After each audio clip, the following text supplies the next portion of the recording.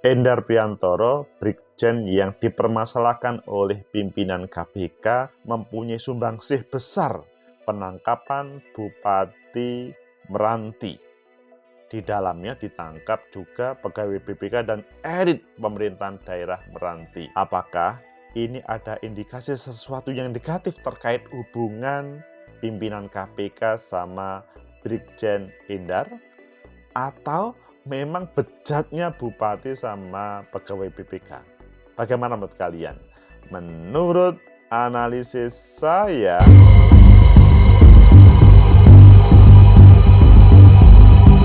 Assalamualaikum warahmatullahi wabarakatuh. Salam sejahtera untuk kita semua. Pecinta masa depan negeri, tegakkan kebenaran, lawan ketidakadilan. Brigjen Endar yang sampai saat ini masih dipermasalahkan oleh pimpinan KPK, Pak Firly dan teman-teman. Tapi pada sisi yang lain, beliau mempunyai sumbangsih besar dengan penangkapan OTT Bupati Meranti dan pegawai KPK, pegawai BPK, mohon maaf, pegawai BPK. Begitu juga para elit pemerintah daerah. Ayo kita baca di beberapa media, selanjutnya nanti kita kupas. Sebetulnya bagaimana sih, apa yang menjadi dibalik OTT ini, dan bagaimana juga posisi Brigjen Endar sehingga disebut-sebut mempunyai sumbangsih besar. Pertama kita lihat di Tempo, ini kita hari ini Tempo semuanya. OTT Bupati Meranti, ex penyidik KPK sebut ada campur tangan Endar Priantoro. Oh, ini sebuah judul yang besar. Intinya bahwa mantan penyidik KPK Yudi Purnomo Harhab mengatakan, suksesnya operasi tangkap tangan terhadap Bupati Meranti Muhammad Adil tak lepas dari peran Direktur Penyelidikan Brigadir Jenderal Endar Priantoro yang saat ini dicopot oleh Ketua KPK Firly Bahuri. Yudi yang berpengalaman dalam berbagai operasi tangkap tangan menilai operasi kali ini membuktikan kapasitas Endar. Oh, ini pertanyaan yang harus dijawab. Selanjutnya kita lihat di selanjutnya juga, KPK cabut akses Brigjen Endar Priantoro, ex penyidik KPK. Firly Bahuri CS malah bikin gaduh. Oh, ini kelihatannya kok ada sebuah konflik yang serius antara pimpinan sama penyidik. Kemudian kita lihat di selanjutnya juga masih di Tempo, intinya bahwa kita cari yang Bupati Kepulauan Meranti jadi tersangka 3 kasus korupsi, mainkan dana umroh hingga dipakai safari Pilgub Riau. Ngeri kan? Bagaimana? Kalian memilih yang mana dari 3 tadi? Oke, kita yang terakhir nanti kita tambahkan dengan yang lain.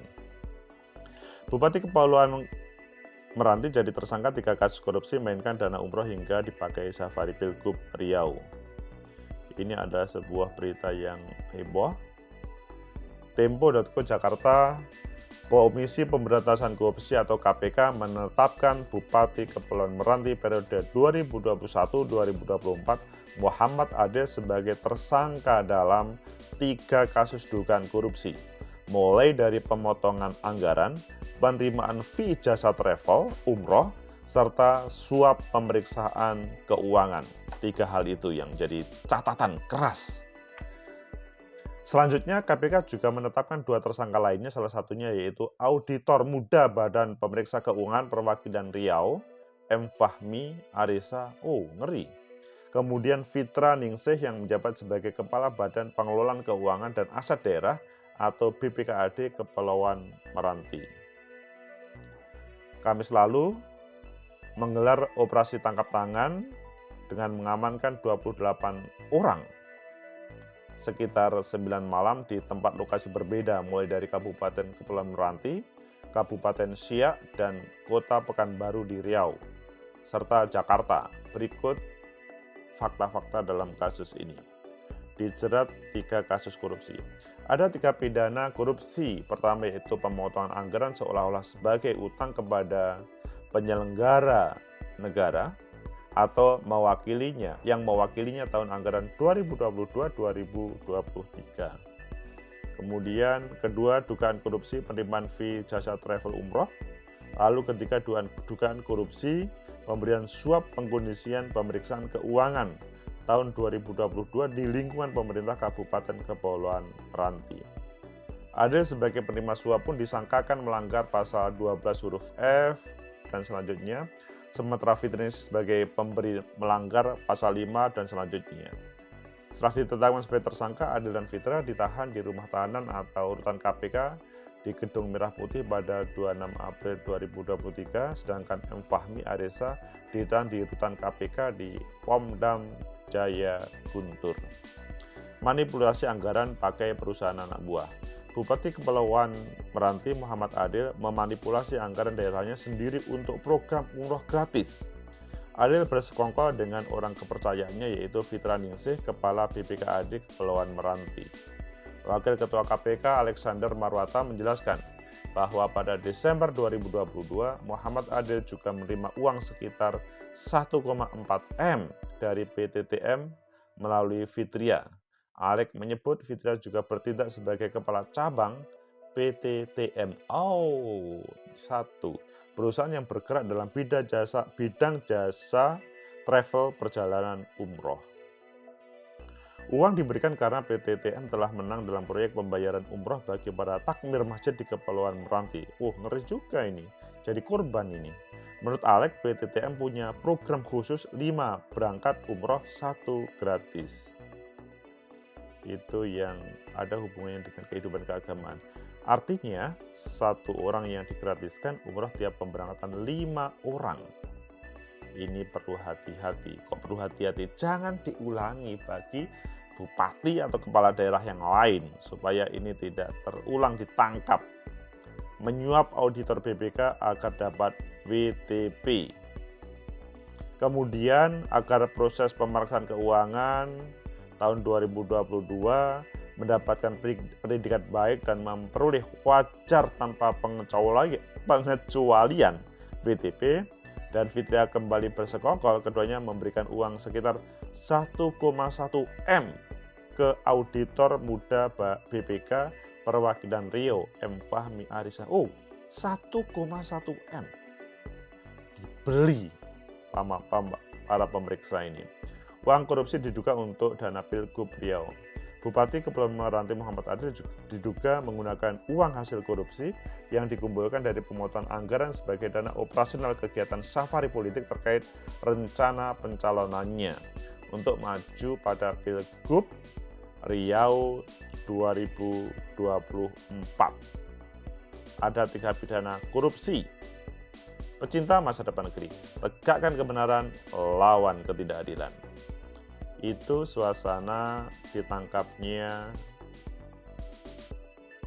Bupati Meranti Adil, dan beliau ditangkap tidak cukup sendiri sama Ketua BPKAD, begitu juga perwakilan BPK. Ngeri ini namanya. Tapi yang tidak boleh dilupakan adalah posisi Endar, penyidik Brigjen Endar, itu mempunyai sumbangsih besar dalam proses ini semuanya. Endar Priantoro yang sekarang ada konflik. Tapi kita fokus di sini adalah untuk mengupas bagaimana Bupati Meranti selanjutnya. Bagaimana menurut kalian? Menurut analisis saya, pertama, memang pengen mendapatkan apresiasi wajar tanpa pengecualian. Maksudnya prestasi yang bagus itu bagus juga bagi seorang kepala daerah supaya mendapatkan apresiasi dalam artian nama baik. Jadi nama baik itu mahal harganya. Kalau dalam bahasanya ini adalah 1,1 M. bagaimana pegawai BPK bisa menghasilkan atau bisa memberikan apresiasi WTP nantinya. Semacam ada janji begitu. 1,1 M. Tetapi kalau dilakukan seperti itu, mudah untuk ditangkap oleh KPK atau para penegak hukum. Jadi kalian kalau menjadi kepala daerah atau menjadi elit, bahkan termasuk kepala desa, kalau pengen prestasi dijalankan yang sebenarnya, bukan mempengaruhi BPK, Badan Pemeriksa Keuangan, dengan memberikan uang seperti ini 1,1 M supaya mendapat wajar tanpa pengecualian, tapi nggak tahunya ada sebuah permainan yang jahat terhadap mendapatkan nama tersebut. Nama itu akan lebih bagus ketika ya memang real. Apalagi ini ada hubungannya menuju Gubernur Riau nanti. Jadi ini hubungannya dengan semangat untuk memimpin daerah. Sebetulnya bagus ya.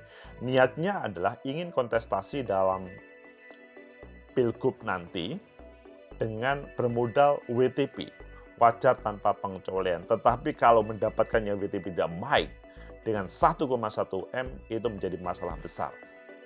Kemudian yang kedua, juga pengen mendapatkan apresiasi positif. Apresiasi positif atau memang pengen membantu para takmir masjid atau marbot masjid. Itu kan bagus ya sebetulnya. Bagaimana para takmir atau marbot masjid itu diumrohkan atau dihajikan. Tetapi kalau caranya kerjasama dengan travel bureau umroh yang ya tidak qualified. Mengapa tidak qualified? Karena dia sudah mempunyai niat jahat bagaimana diskon yang diberikan biro travel umroh itu kemudian dipakai. Ini kan tidak bagus. Apalagi jelas ya, masa ketua cabang biro travel umroh adalah ketua BPKAD, itu kan nggak beres, nggak fair. Akan lebih baik memang orang-orang yang netral sehingga terlihat tidak ada semacam kong kali kong di dalamnya. Jadi niat baik untuk memberikan fasilitas ibadah kepada para takmir masjid atau rakyatnya itu bagus, tetapi kalau caranya tidak bagus maka ya ini akan membawa catatan yang sangat kelam sebagai pemimpin daerah. Kemudian yang ketiga itu dia sebagai bupati mempunyai catatan yang tidak baik lagi. Jadi selain dua hal tersebut, katanya itu adalah bagaimana yang bersangkutan itu ya memang anggaran daerah tahun 2022-2023 kemudian dilaporkan yang tidak baik. Maksudnya adalah sepertinya SPJ-nya bagus, tapi nggak taunya di dalamnya trouble semuanya. Jadi, tapi nanti bisa berkomunikasi dengan pemeriksa BPK, sehingga dengan mendapatkan wajar tanpa pengecualian. Pecinta masa depan negeri, tegakkan kebenaran, lawan ketidakadilan. Ketika hal tersebut jangan sampai terjadi di daerah lain ya. Maksudnya, maju berkontestasi dalam proses pilkada selanjutnya atau pemilu selanjutnya itu bagus. Tapi kalau dengan cara yang tidak baik, pasti akan mudah dideteksi oleh para penegak hukum. Dan akan langsung hilang semua prestasi yang selama ini dibuat. Begitu juga, ya kalau ngomong program, itu ya wajar-wajar saja. Bahkan memberikan fasilitas ibadah itu ya wajar-wajar saja. Jangan sampai malahan sepertinya memberikan fasilitas ibadah, nggak taunya dia bermain di dalamnya. Tegakkan kebenaran, lawan ketidakadilan. Bagaimana posisi yang kita bicarakan tadi, posisi Pak Endar. Pak Endar Priantoro yang pada kesempatan tadi sempat kita kupas. Menurut saya pada kesempatan ini Pak Endar yang mendapatkan semacam label negatif pimpinan KPK, menurut saya dalam bahasanya ex-penyidik KPK ini perlu kita apresiasi. Beliau bisa menyelesaikan bahwa Pak Endar mempunyai prestasi yang bagus dalam proses bagaimana Bupati Meranti ini bisa tertangkap dan diproses. Sehingga menurut saya para pimpinan KPK dan para penyidik, ayo diselesaikanlah, tidak harus dipublikasi. Maksudnya hormati Dewan Pengawas. Kalau memang Pak Endar itu bersalah, maka ya nanti Dewan Pengawas akan memutuskan. Tidak harus pada hari ini begitu. Karena bagaimanapun pemberantasan korupsi itu harus ada kerjasama yang bagus antara pimpinan dengan para penyidik. Apa yang diputuskan oleh Kapolri bahwa Pak Endar itu tetap di KPK, menurut saya itu perlu dihormati. Bahwa pimpinan KPK mempunyai niatan yang berbeda, itu juga harus dihormati, tetapi harus ada sebuah reasoning supaya tidak menjadi kontroversial seperti kali ini. Appreciate kepada pimpinan KPK dan para penyidiknya yang bisa memproses para elit yang tidak bertanggung jawab seperti Bupati Meranti ini. Dan semoga antara pimpinan dan penyidik KPK bisa menyatu lagi sehingga pemberantasan korupsi tidak terganggu oleh kalaulah friksi-friksi yang yaitu sebetulnya biasa ya dalam rumah tangga ya. Dalam rumah tangga skala kecil atau lembaga itu biasa, tapi kalau kemudian langsung bisa menyatu lagi akan lebih baik. Semoga bermanfaat. Like, subscribe, comment, and share. Sampai jumpa.